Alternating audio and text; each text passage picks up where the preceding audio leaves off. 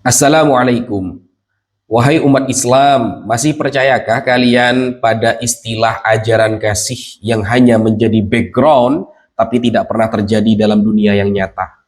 Buktinya di seluruh platform media sosial, baik di TikTok, YouTube, dan lain sebagainya, penghujatan mereka semakin masif. Padahal mereka hidup di negara yang notabene-nya mereka sebagai minoritas. Tapi penghujatan mereka sangat masif dan dukungan dari para pembesar mereka sangat keren. Sehingga tidak sedikit dari kalangan apologet yang mereka kerjaannya penghujatan kepada Nabi Muhammad, menghujat Al-Quran, menghujat Allah, akan dibiayai hingga pergi ke luar negeri. Itulah tujuan mereka dan itulah background mereka. Lalu di depan kita mereka mengatakan, inilah ajaran kasih. Ketika ditampar pipi kanan, maka dikasih pipi kiri atau sebaliknya. Salah satunya pada channel YouTube yang akan kita bahas pada pertemuan kali ini. Di channel YouTube ini yang bernama Crusader Network, ini channel YouTube orang Indonesia. Terjemahannya pakai Indonesia. Deskripsi video-videonya menggunakan Indonesia. Di dalam YouTube ini ada sebuah video yang unik, penghujatan yang keren kepada Nabi Muhammad.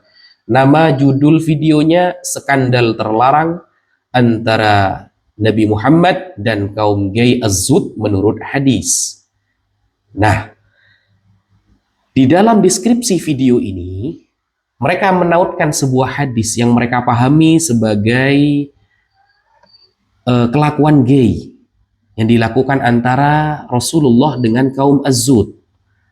Nah, ada sebuah tautan hadis as-sunnah.com yang ketika kita klik itu merujuk kepada hadis yang diriwayatkan oleh Imam Ahmad di dalam kitab Al-Musnad. Dia memaknai hadis di dalam kitab Al-Musnad ini adalah perlakuan atau kelakuan Nabi Muhammad dengan kaum Az-Zud. Ini sebuah fitnah yang nyata. Ini sebuah fitnah yang mereka utarakan kepada umat Islam secara terang-terangan, guys. Padahal kalau kita lihat hadisnya, sama sekali nggak ada isi yang menerangkan tentang hal tersebut. Lalu mereka menafsirinya cabang pribadi, tidak memberikan komentar-komentar para ulama mengenai hadis tersebut. Lalu mereka memberikan makna secara literal sesuai dengan pikiran Roh Kudus mereka. Apakah itu yang disebut dengan ajaran kasih, wahai saudaraku? Tidak. Itu hanya sebuah background untuk mengelabui orang-orang yang ingin masuk agamanya, ingin masuk ajarannya. Yang sebenarnya itu tidak akan pernah terjadi. Nah, oke, kita bahas hadisnya. Apakah benar hadis itu bermakna sesuai dengan tuduhan orang kafir tersebut? Kita baca yang pertama. Ini tertulis di dalam kitab Al-Musnad karya Imam Ahmad, hadis nomor 3788. Haddatsana Arim wa Affan. Qala haddatsana Mu'tamir. Qala abi haddatsani Abu Tamimah an Amr la'allahu an yakuna qad qala al-Bikali. Yuhaddithuhu Amr an Abdullah bin Mas'ud. An Abdullah bin Mas'ud qala Amr inna Abdullah qala. Sebelum kita membaca hadisnya, di dalam sanad hadis ini ada orang yang bernama Al-Bikali. Nah, bagaimana komentar para ulama mengenai hadis ini, saudara-saudaraku? Ternyata hadis ini sudah dikomentari oleh para ulama jauh, sudah beratus-ratus tahun yang lalu. Kenapa kok tidak disampaikan oleh si kafir tadi? Ya, karena mereka goblok, bego, tidak paham ilmu hadis, mau menyerang Islam pakai hadis. Akhirnya bukan salah paham, tapi gagal paham. Begitu. Nah, di dalam komentar para ulama ini disebutkan Al-Musnad, ya, ini kitab Al-Musnad nomor 3788, warijaluhu thiqat. Perawi hadis itu adalah orang-orang yang thiqah, terpercaya, ghairu Amr al-Bikali. Selain Amr al-Bikali. Bagaimana komentar para ulama tentang Amr al-Bikali? lam yathbut sima'uhu al-hadith min ibni Mas'ud. Tidak pernah tercatat, tidak pernah terdengar, tidak pernah tertulis, dan tidak pernah ada data bahwa Al-Bikali mendengar hadis tersebut dari sahabat Abdullah bin Mas'ud. Walidha, maka dari itu, oleh karena itu, dha'afa muhakkikul musnad isnadahu. Para peneliti Kitab Al-Musnad mendoifkan sanad hadis ini, mendoifkan beliau, karena tidak ada catatan dan data bahwa Al-Bikali mendengar hadis itu dari sahabat Abdullah bin Mas'ud. Ini dari hadisnya saja sudah bermasalah. Hadisnya ini sudah dhaif, saudaraku.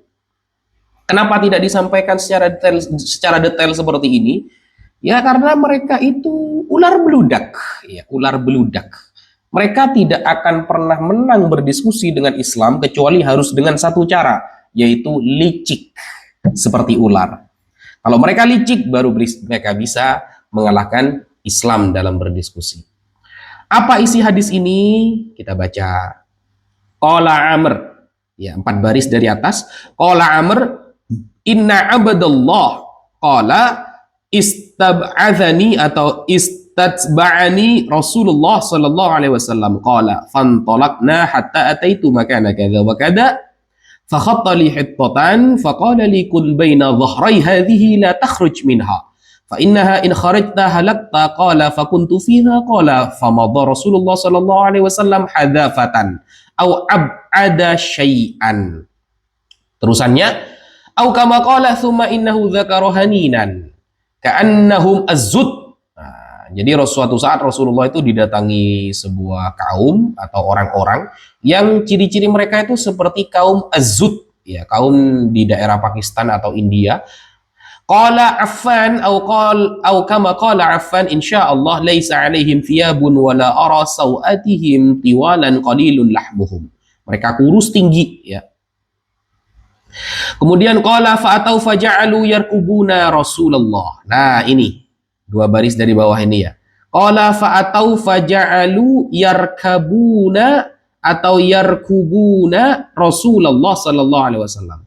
Lafal yarkubuna ini yang mereka maknai bahwa kaum Az-Zud, orang yang seperti kaum Az-Zud ini menunggangi Rasulullah, menaiki Rasulullah. Lafal yarkubuna ini, ya, yang mereka asumsikan sebagai kelakuan gay atau LGBT yang dilakukan naudzubillah oleh baginda Rasulullah.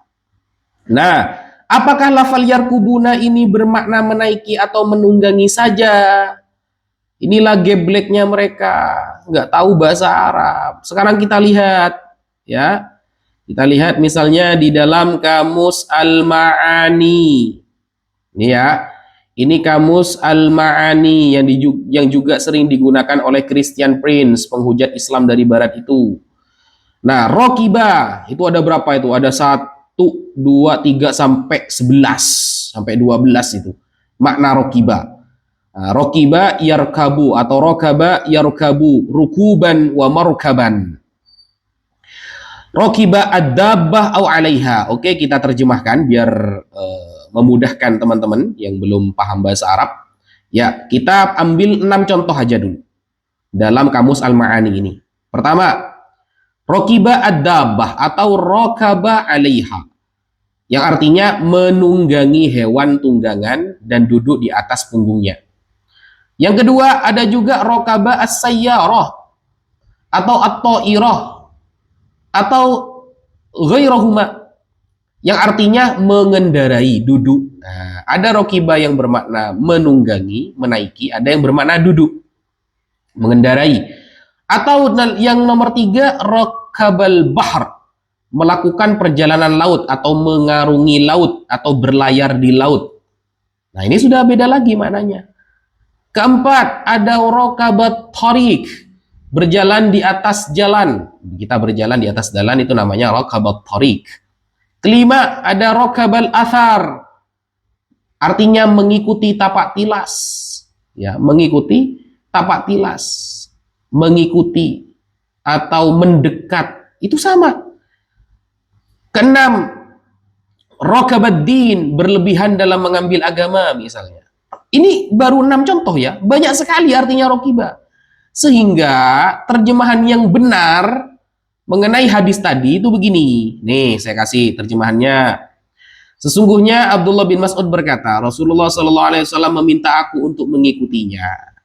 Maka kami berangkat hingga aku tiba di tempat tertentu. Lalu beliau membuat garis batas untukku dan berkata, tetaplah di dalam garis ini dan jangan keluar darinya. Karena jika kamu keluar, kamu akan binasa. Aku pun tetap di tempat itu, kemudian Rasulullah pergi agak jauh. Lalu beliau menyebutkan tentang sekelompok orang yang aneh, seperti orang-orang Az-Zud, ka'annahum Az-Zud, salah satu suku di India. Affan berkata, atau seperti yang dikatakan Affan, insya Allah mereka tidak berpakaian. Aku tidak melihat aurat mereka karena tubuh mereka panjang dan sedikit dagingnya. Mereka datang dan mulai mengikuti Rasulullah. Ingat kata-katanya ya, yarkubuna Rasulullah, artinya mereka datang dan mengikuti Rasulullah. Artinya itu mengikuti Rasulullah. Bukan menunggangi Rasulullah, nggak nyambung nantinya. Karena ini hadisnya satu dhaif. Hadis dalam teks ini yang kamu pakai ini wahai orang kafir ini dhaif. Didhaifkan seluruh peneliti kitab Al-Musnad. Kan susah kan kalau ngomong sama orang yang hanya modal terjemahan, menerangkan seperti ini, mereka mana paham. Mereka ini kan geblek gitu loh. Nah, kalau kita mau pakai standar yang sama, kita mau menggunakan standar yang sama misalnya sama-sama menggunakan modal terjemahan ya, sama-sama menggunakan website yang gak jelas. Kita lihat ada website resmi milik orang Kristen. Nah, ini ya, ini sebagai komparasi dari saya. Ada website resmi milik orang Kristen. Ini tentang apa? Tentang LGBT, teman-teman. Itu bukan tanda Allah ya, tanda salib itu ya, bukan milik kita. Bisa dicek. Nah, apa isi dari website itu? Di sini diterangkan begini. Kalau kita terjemah menjadi bahasa Indonesia. Tuhan mencintai orang-orang LGBT. Dalam bahasa Indonesia, tidak ada yang dapat memisahkan kita dari kasih Allah. Tertulis dalam Roma 8 nomor 38. Pesan ini ditujukan untuk semua orang termasuk individu LGBT.